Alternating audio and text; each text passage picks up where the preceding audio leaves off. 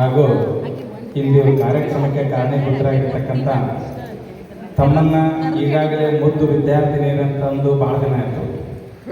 ಈಗ ನಾವು ಹಿರಿಯ ವಿದ್ಯಾರ್ಥಿನಿಯರು ಅಂತ ಕರಿಬೇಕಾಗ್ತದೆ. ಮತ್ತು ನೀವು ಈಗಾಗಲೇ ಅಚ್ಚುಮೆಚ್ಚು ಅನ್ನೋದನ್ನು 3 ಹಂತ ದಾಟಿದ್ದೀರಿ. ಅಚ್ಚುಮೆಚ್ಚಿನ ತಂದೆ ತಾಯಿಗಳಿಗೆ ಪ್ರೀತಿಯ ಮಕ್ಕಳಾಗಿದ್ದೀರಿ. ನಂತರ ನಮ್ಮ ಶಾಲೆಗೆ ಬಂದ ಮೇಲೆ ಅಚ್ಚುಮೆಚ್ಚಿನ ವಿದ್ಯಾರ್ಥಿನಿಯರಾಗಿದ್ದೀರಿ. ಈಗ 3ನೇ ಹಂತದಲ್ಲಿ ಅಚ್ಚುಮೆಚ್ಚಿನ ನಿಮ್ಮ ಪತಿದೇವರಿಗೆ ಮಡದಿಯಾಗಿದ್ದೀರಿ. ಆ ನಂತರ ನಿಮಗಿರ್ತಕ್ಕಂಥ ಮಕ್ಕಳಿಗೆ ಅಚ್ಚುಮೆಚ್ಚಿನ ತಾಯಿಯಂದಿರಾಗಿದ್ದೀರಿ. ಅಂದರೆ ಇದಕ್ಕಿಂತ ನಮಗೆ ಪುಣ್ಯ ಏನು ಬೇಕು? ಈಗ ಹೇಳ್ತಿರ್ತಾರೆ ಕೆಲವೊಬ್ಬರು, ನನಗೆ ಆ ಪ್ರಶಸ್ತಿ ಬಂತ್ರಿ, ಈ ಪ್ರಶಸ್ತಿ ಬಂತ್ರಿ. ಅವು ಜೀವ ಇಲ್ಲಾರದ ಪ್ರಶಸ್ತಿ, ಮಾತಾಡೋ ಪ್ರಶಸ್ತಿ ತೊಗೊಂಡು ಏನು ಮಾಡೋದು? ಇವು ನಮ್ಮ ಏನದಾವಲ್ಲ, ಇವು ಮಾತಾಡೋ ಪ್ರಶಸ್ತಿ, ಇವು ಜ್ಞಾನಪೀಠ ಪ್ರಶಸ್ತಿ ಅಂತ ಹೇಳ್ತೀವಿ. ಅದಕ್ಕೆ ನೀವು ಸುಮಾರು 20-25 ವರ್ಷಗಳ ಹಿಂದೆ ನಮ್ಮಲ್ಲಿ ಕಲಿತು ಏನು ನಮ್ಮ ಒಂದು ನೆನಪನ್ನು ಏನು ಬುದ್ಧಿಯನ್ನು ಬಿಚ್ಚಿದ್ದೀರಿ ಮತ್ತು ನಿಮ್ಮ ನೆನಪನ್ನು ಇಲ್ಲಿ ಹೇಳಿದ್ದೀರಿ. ಆ ನಂತರ ಕೆಲವೊಂದು ನಮಗೆ ನೆನಪಿಲ್ಲದೆ ಇರತಕ್ಕಂಥದ್ದನ್ನು ನೀವು ಈಗ ನೆನಪು ಮಾಡ್ಕೊಳ್ತೀರಿ.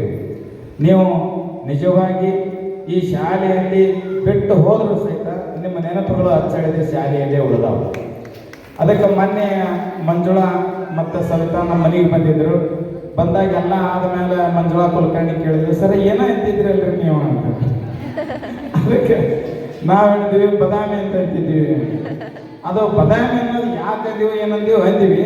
ಮುಂದೆ ಅದು ಬರ್ಬರ್ತಾ ಏನಾಗ್ತದ ಬದಾಮಿ ಹಣೆ ಬಾರ ಅಂದ್ರೆ ಮುಂದೆ ಕೆಲವೊಂದು ನಿಮ್ಮ ನಂತರ ಬಂದಿರತಕ್ಕಂಥ 7 ಹುಡುಗಿಯರು ಅವು ಏನಂದ್ರು, ನಾವು ಮೊದಲ ಹೆಸರು ಕೇಳ್ತಿದ್ಲ, ಅವು ಗದ್ದಲ ಮಾಡೋರಿಗೆ ಬದಾಮಿ ಅಂತಿದ್ವಿ. ಅದು ನಡೆದು ಮುಂದೆ ಆ ಹುಡುಗಿಯರು ನಮ್ಮ ಹೆಸರು ಬಿಟ್ಟು ಯಾರ್ದು ಪಿರಿಯಡ್ ಅನ್ನೋ ಬದಾಮಿ ಸರ್ ಪಿರಿಯಡ್ ಅನ್ನೋ ಈ ಸಮಸ್ಯೆ ಆಯ್ತು. ಅದಕ್ಕೆ ಈಗೇನು ನಿಮ್ಮ ಸವಿನೆನಪಿನ ಬುದ್ಧಿಯನ್ನು ಬಿಚ್ಚಿದ್ದೀರಿ, ನಮ್ಮನ್ನು ಕರೆದು ನಿಮ್ಮ ಒಂದು ನೆನಪಿನ ಕಾಣಿಕೆಯನ್ನು ಕೊಟ್ಟು ನಿಮ್ಮ ಒಂದು ಗುರು ನಮನವನ್ನು ಸಲ್ಲಿಸಿ ಮಾಡಿದ್ದೀರಿ.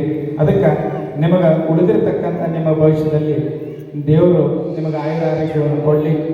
ದೇವರು ನಿಮ್ಮ ತಂದೆ ತಾಯಿಗೆ ಒಳ್ಳೆಯ ಒಂದು ಆಯುರಾರೋಗ್ಯವನ್ನು ಕೊಡಲಿ. ನಿಮ್ಮ ಮಕ್ಕಳಿಗೂ ಒಳ್ಳೆಯ ಭವಿಷ್ಯವನ್ನು ಕೊಡಲಿ. ನಿಮ್ಮ ಭವಿಷ್ಯ ಉತ್ತರೋತ್ತರವಾಗಿ ಒಳ್ಳೆಯದಾಗಿ ಬೆಳೀಲಿ ಅಂತೇಳಿ ನಮ್ಮ ಗುರುವೃಂದದ ಪರವಾಗಿ ತಮ್ಮೆಲ್ಲರನ್ನು ಹಾರೈಸಿ ದೇವರಲ್ಲಿ ಪ್ರಾರ್ಥಿಸಿ ನನ್ನ ಮಾತನ್ನು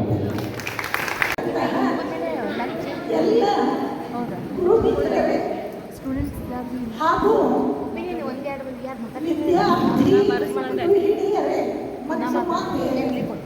ಯಾಕಂದ್ರೆ ಆಗ ವಿದ್ಯಾರ್ಥಿ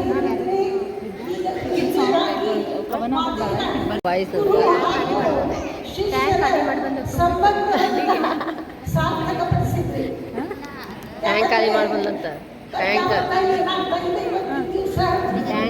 ವಿದ್ಯಾರ್ಥಿಗಳಿಗೂ ಮತ್ತು ಗುರುಗಳಿಗೂ ಹೆಚ್ಚಿನ ಒಂದು ಸಂಪರ್ಕ ಇಲ್ಲ.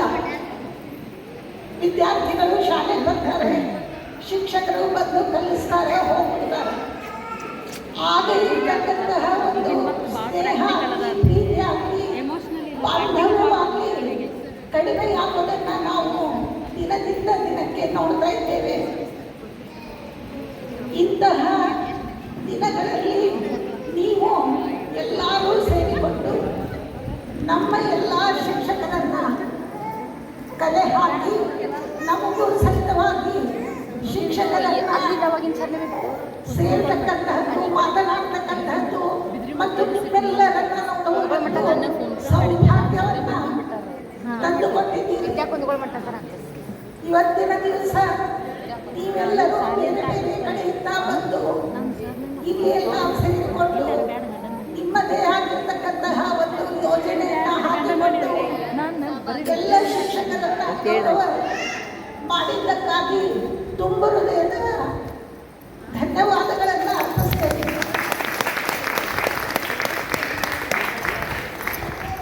ನಿಮಗೆ ಹೇಳತಕ್ಕಂತಹ ಒಂದು ಕಿವಿ ಮಾತು ಏನಂದ್ರೆ, ನೀವು ನಿಮ್ಮ ಮಕ್ಕಳನ್ನು ಸುಸಂಸ್ಕೃತವರನ್ನಾಗಿ ಬೆಳೆಸ್ತಾರೆ. ಸ್ವಾತಂತ್ರ್ಯ ಕೊಡುವಿ, ಸ್ವೇಚ್ಛಾಚಾರ ಬೇಡ ಅವರಿಗೆ ಮಕ್ಕಳಿಗೆ. ಯಾಕಂದ್ರೆ ಇವತ್ತಿನ ದಿವಸ ಸಮಾಜ ಹೇಗಿದೆ ಅಂತ ನೀವೆಲ್ಲ ನೋಡ್ತಾ ಇದ್ದೀವಿ. ಇಂತಹ ಸಮಾಜದಲ್ಲಿ ನಾವು ನಮ್ಮ ಮಕ್ಕಳನ್ನ ಹೇಗೆ ಬೆಳೆಸ್ಬೇಕಪ್ಪ ಅನ್ನುವ ಒಂದು ದೊಡ್ಡ ಪ್ರಶ್ನೆ ಇಂದಿನ ತಂದೆ ತಾಯಿಗಳಲ್ಲಿ ಇದೆ.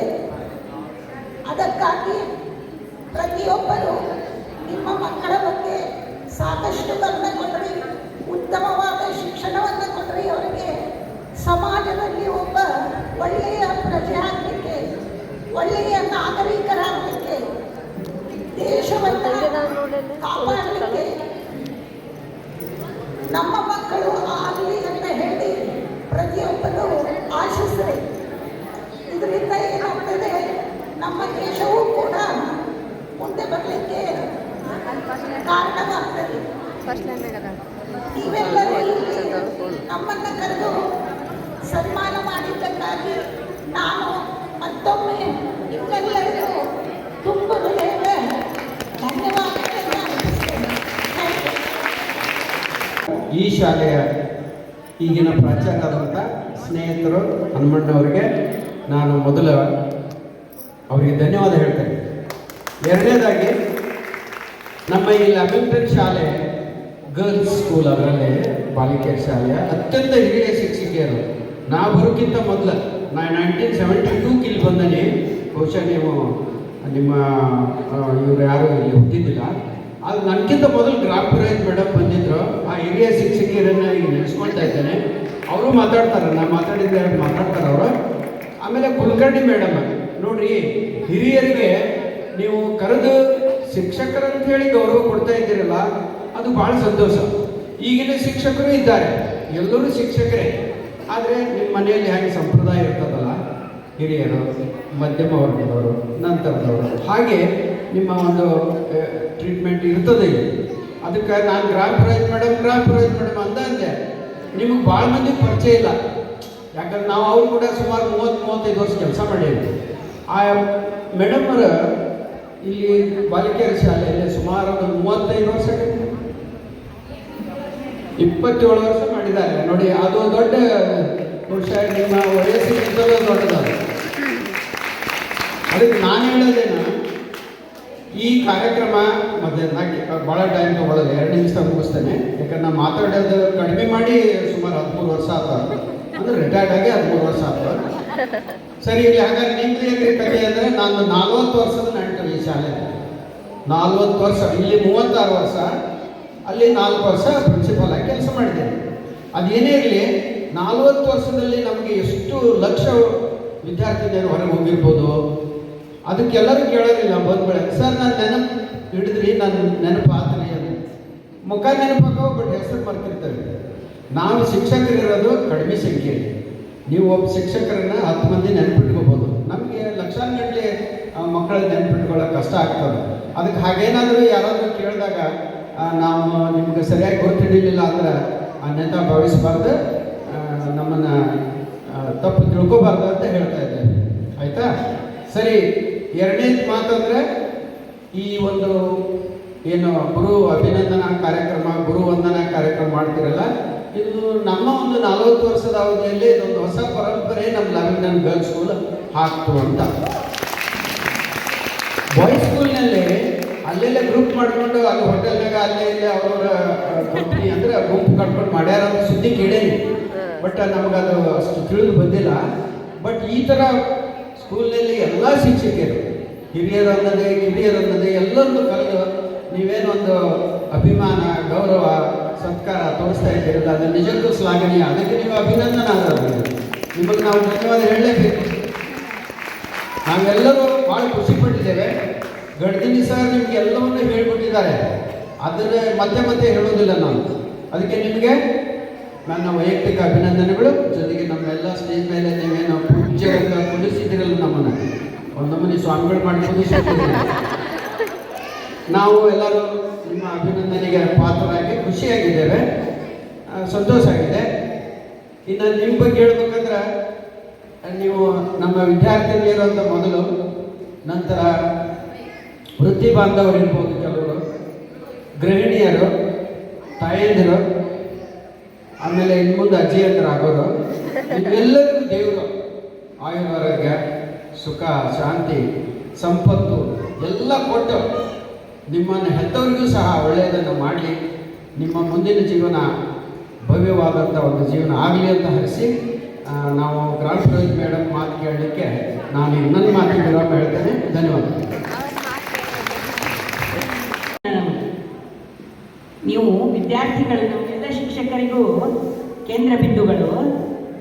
ಆಮೇಲೆ ನಾವು ಸರ್ ಹೇಳ್ದಂಗೆ ನಾನು 1970 ಜಾಯ್ನ್ ಆಗಿದ್ದು.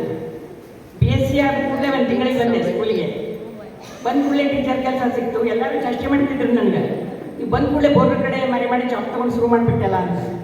ನನಗೆ ಹೆದರಿಕೆ ಬರ್ತಿತ್ತು, ಒಬ್ಬರು ನೋಡಿದ್ರೆ ಹೆಂಗೆ ಹೇಳಬೇಕು ಅಂತ. ಯಾಕಂದರೆ ಸ್ಟೂಡೆಂಟ್ ಇದ್ದೆ ನಾನು, ಒಂದೇ ತಿಂಗಳಿಗೆ ಬಂದಿದ್ದೆ ಸ್ಕೂಲಿಗೆ. ಆಮೇಲೆ ಇಷ್ಟು ಹುಡುಗರು ಸರ್ಕಾರ ಕೊಟ್ಟರಲ್ಲ ನನಗೆ, ತಮ್ಮ ಪ್ರೀತಿಯೊಳಗೆ ಮುಗಿಸ್ಬಿಡ್ತಿದ್ರು. ಆ ಪ್ರೀತಿನೂ ಹಂಗೆ ಮಾಡ್ತಿದ್ದು, ಹೇಳಿದ್ದು ಹಂಗೆ ಕರೆಕ್ಟ್ 20ಕ್ಕೆ 20 ಮಾರ್ಕ್ಸ್ ಬೆಳೆದ್ರು. ಅರ್ಧ ಮಾರ್ಕ್ಸ್ ಬಿಟ್ಟರೆ ಇನ್ನೊಬ್ಬ ಕೇಳಿದ್ಲು, ಮೇಡಮ್ ನಾ ಅರ್ಧ ಮಾರ್ಕ್ಸಿಗೆ ಜಗಳಾಡಿದ್ದೆ ನೆನಪದ ಇದೆ ನಿಮ್ಗೆ ಅಂದರೆ ಅಷ್ಟು ಸಿನ್ಸಿಯರ್ ಆಗಿ ಕಲಿತಿದ್ದು ಹುಡುಗರು, ಲಕ್ಷ ಕೊಟ್ಟು ಕೇಳ್ತಿದ್ದು. ಈಗ ಭಯಂಕರ ಖುಷಿ ಆಗ್ತಿತ್ತು ನಮ್ಗೆ, ಹೇಳಿದ್ದೆಲ್ಲ ಕೇಳ್ತಾವಲ್ಲ ಹುಡುಗರು. ಆಮೇಲೆ ನಾವು ಕಾಲೇಜಿಗೆ ಹೋಗೋ ಮುಂದೆ ನಮ್ಗೊಬ್ಬರು ಟೀಚರ್ ಇದ್ರು ಗಾಯತ್ರಿ ಅಂತ. ಅವ್ರು ಎಷ್ಟು ಚಂದ ಹೇಳ್ತಿದ್ರಲ್ಲ, ನಾವು ಟೆಸ್ಟ್ ಕೊಟ್ಟರೆ 1 ಮಾರ್ಕ್ಸ್ ಮಿಸ್ ಮಾಡ್ಕೊತಿದ್ದಿಲ್ಲ ಅವರು. ಅವ್ರು ಹಂಗೆ ಮಾಡ್ಬೇಕು ನಾನು ಅಂತ ನನ್ನ ವಿಚಾರ. ಸೊ ನಾ ಏನು ಮಾಡ್ತಿದ್ದೆ ಅದನ್ನ ಕರೆಕ್ಟ್ ಅವ್ರು ಹಂಗೆ ಮಾಡ್ಕೊಂಡು ಬಂದು ಅವತ್ತು ಕಲಿಸಿ ಹಿಂದಿನ ದಿನದ್ದು ಅದನ್ನು ಡ್ರಿಲ್ ಮಾಡಿ ಮತ್ತೆ ಶುರು ಮಾಡೋದು ಬಂದಿದ್ದು. ಸೊ ಭಯಂಕರ ನಾವು ಭಾಳ ಖುಷಿ ಪಟ್ವಿ. ನಮ್ಮ ಸರ್ವಿಸ್ನಾಗ ಮಕ್ಕಳ ಜೋಡಿ ಒಡನಾಟ ಇದ್ದಂದ್ರೆ ಏನು, ಮನ್ಯಾಗ ಮಕ್ಕಳಿಗಿಂತ ಹೆಚ್ಚಿಗೆ ಪ್ರೀತಿ ಮಾಡ್ತಿದ್ವಿ ಹುಡುಗರು. ಅಷ್ಟೇ ಪ್ರೀತಿಯೊಳಗೆ ಮುಳುಗಿಸ್ಬಿಟ್ಟಿರ್ತಿದ್ರು. ಆಮೇಲೆ ಎಲ್ಲ ಶಿಕ್ಷಕರು ಅಷ್ಟೇ, ಯಾವುದೇ ವಿಷಯ ಆಗಲಿ ಒಂದು ನಾ ಎಲ್ಲ ಓದಿದೆ, ತಿಳಿಸದೆ ತಿಳಿಯದು, ತಿಳಿಯದೆ ತಿಳಿಯದು, ತಿಳಿಯದೆ ಉಳಿಯದು ಅಂತ. ಪೂರ್ತಿ ಗೊತ್ತಾದ್ರೆ ಉಳಿತಿರೋದು, ಇಲ್ಲಾಂದ್ರೆ ಬರೀ ಗೆಳಿಗತಿ ಬ್ಯಾಕಟ್ ಮಾಡಿದ್ರೆ ಉಳಿತಿಲ್ಲ. ಸೊ ನಮ್ಮಲ್ಲಿ ಎಲ್ಲ ಟೀಚರ್ಸು ಹಂಗೆ ಭಾಳ ಚಲೋ ಇದ್ವಿ. ನಾವು ಅಲ್ಲಿ ಫ್ಯಾಮಿಲಿ ಮೆಂಬರ್ಸ್ ಜೊತೆ ಇರ್ತಿದ್ವಿ, ಒಬ್ರಿಗೊಬ್ರು ಏನು ಬೇಕು ಹಂಚ್ಕೊಂಡು ಎಲ್ಲ ಅಜ್ಜಿ ಖುಷಿಯಿಂದ ಇರ್ತಿದ್ವಿ. ನಾವು ಸ್ಕೂಲಿಗೆ ನಾಳೆ ರಜಾ ಹಾಕೋದಂದ್ರೆ ಮನೆಯಾಗ ಹೇಳ್ತಿದ್ದಿಲ್ಲ, ಇಲ್ಲಿ ಹೇಳ್ತಿದ್ರು ಟೀಚರ್ಸ್ಗೆ, ನಾನು ಈ ಕೆಲಸದಲ್ಲಿ ಬರೋಂಗಿಲ್ಲ ನಾನು ಅಂತ. ಇಲ್ಲಿ ಹುಡುಗರು ಅಷ್ಟೇ ಪ್ರೀತಿ ಮಾಡ್ತಿದ್ದು, ಅಷ್ಟೇ ಚೆಂದ ನೋಡ್ತಿದ್ದು. ಸೊ ನಾವು ಭಾಳ ಎಂಜಾಯ್ ಮಾಡಿದ್ವಿ ಸ್ಕೂಲ್ ಲೈಫು, ಭಾಳ ಅಟ್ಯಾಚ್ಮೆಂಟ್ ಇರ್ತಿತ್ತು. ಯಾವ ಹುಡುಗರು ಬರಲಿಲ್ಲ ಅಂದರೆ ಹೆಸರು ಕೊಟ್ಟು ಯಾಕೆ ಬಂದಿಲ್ಲಕ್ಕೆ ಅಂತ ಕೇಳ್ತಿದ್ವಿ, ಅಷ್ಟು ನೆನಪಿರ್ತಿತ್ತು. ಆಮೇಲೆ ಮಜಾ ಪ್ರಸಂಗ ಇರ್ತಿದ್ದು. ನಿಮಗೂ ಇರ್ಬೇಕು ಏನಾರ ಕೆಲವು ಮಜಾ ಪ್ರಸಂಗಗಳು ಇದ್ರೆ ಯಾರು ಬಂದು ಹೇಳ್ಬೋದು ಸ್ಟೇಜ್ ಮೇಲೆ. ಯಾಕಂದ್ರೆ ನಾವು ಭಾಳ ವರ್ಷ ಇರೋದಕ್ಕೆ ಭಾಳ ನಮಗೆ ಹೇಳಲಿಕ್ಕೆ ಆಗೋದಿಲ್ಲ. ನಿಮಗೇನೋ ಒಂದು ಮಜಾ ಪ್ರಸಂಗ ಇದ್ರೆ ಹೇಳ್ಬೋದು ಸ್ಟೇಜ್ ಮೇಲೆ. ಅಡ್ಡಿ ಪಿಕ್ಯುಲರ್ ಏನಾಗಿರ್ತಾವಲ್ಲ ಅನುಭವಗಳು, ಟೀಚರ್ಸ್ ಹೆಲ್ಪ್ ಮಾಡಿದ್ದು ಅದು ಹಂಗೇನಾದ್ರೆ ಹೇಳಿ ನೀವು ಬಂದ್ಯಾ. ನಮಗೆ ಭಾಳ ಆಗಂಗಿಲ್ಲ, ಭಾಳ ಪ್ರಸಂಗಗಳಿರ್ತಾವೆ. ಅದಕ್ಕೆ ನಿಮಗೇನದ ನೀವೆಲ್ಲ ಚಲೋ ಮಾಡ್ಕೊಂಡಿರಿ. ಮುಂದೆ ನಿಮ್ಮ ಜೀವನದೊಳಗೆ wish you all the best, prosperous future, happy life. Okay, thank you.